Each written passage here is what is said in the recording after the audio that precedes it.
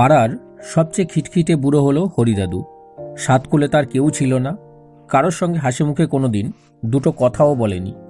তবে তার শরীর কয়েকদিন ধরেই ভালো যাচ্ছিল না, ঘর থেকেও তেমন বেরোতে দেখা যায় না।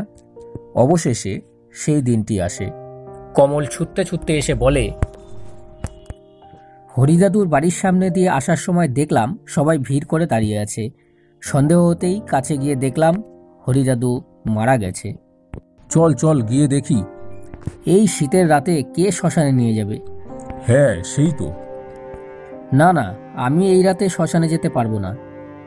সবাই জানো কতটা ভয়ঙ্কর ওই শ্মশান, কত সব অলৌকিক ঘটনা ঘটে। এখন তাহলে কি হবে? এইভাবে সারা রাত পৌঁছবে? সবাই তো চলে গেল। না না, এইভাবে রাখা যাবে না, রাতের মধ্যেই দাহ করতে হবে। আমরা চারজন তো আছি, তাহলে আমরাই নিয়ে যাই। এখানেই নামা, চারিদিকে তো কাউকে দেখতেও পাচ্ছি না। হ্যাঁ, একেবারে জনশূন্য। আচ্ছা চল চল, কাঠ জোগাড় করতে হবে তো। আচ্ছা তুই তাহলে বস, মরা ছেড়ে কোথাও যাবি না। ঠিক আছে, তোরা তাড়াতাড়ি নিয়ে আয়। এখানে তো খুবই ঠান্ডা হাওয়া দিচ্ছে, হাত পা ঠান্ডায় একেবারে জমে যাচ্ছে।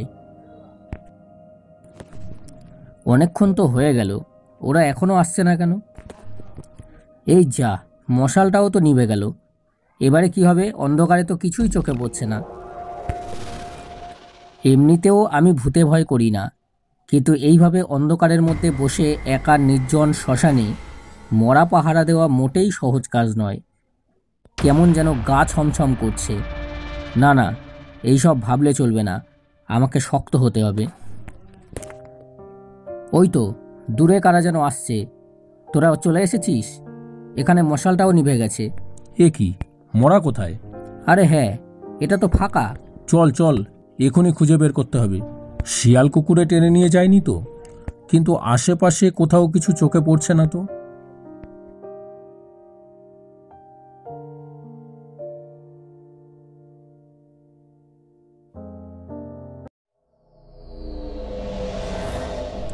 জল পড়ছে কোথা থেকে?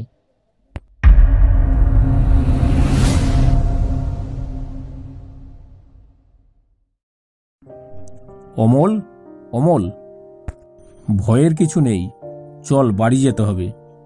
আমি যে দেখলাম হরিদাদুর লাশ ওখানে।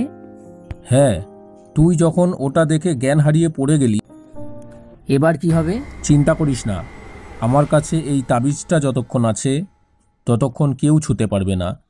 তুই ভালো করে আমাকে ধরে থাক, লাশটা পুরোপুরি খেয়ে ফেলার আগেই আমাদের নামিয়ে আনতে হবে।